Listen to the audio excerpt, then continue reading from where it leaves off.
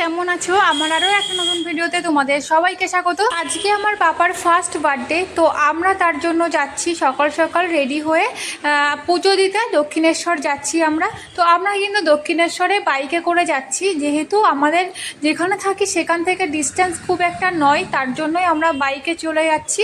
আর দেখো, যেহেতু পাপার ফার্স্ট বার্থডে তার জন্য তো পুজো দিতে হবে। পাপার মঙ্গল কামনার জন্য আমরা চলে এসেছি দক্ষিণেশ্বরে পুজো দিতে। পাপার আজ বার্থডে, তো তোমরা সবাই আশীর্বাদ করো আমার পাপা যেন খুব বড় একজন মানুষ হয়, অনেক বড় হয় আমার পাপা। তোমরা সেই আশীর্বাদই করো। এখন আমরা চলে এসেছি দক্ষিণেশ্বর, তো এখন আমরা গেটে আছি।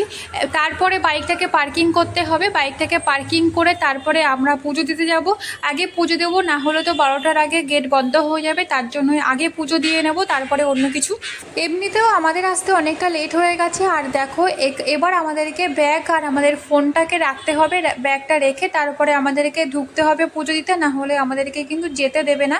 আর তারপরেই দেখা হচ্ছে। পাপা নতুন নতুন হাঁটতে শিখেছে, তো একদমই কোলে থাকতে চায় না, ও নিচে নেমে যায়, কারণ ও নিচে নেমে দুষ্টু করবে, হাঁটবে, তার জন্যই কিন্তু ও নিচে নামতে চাই।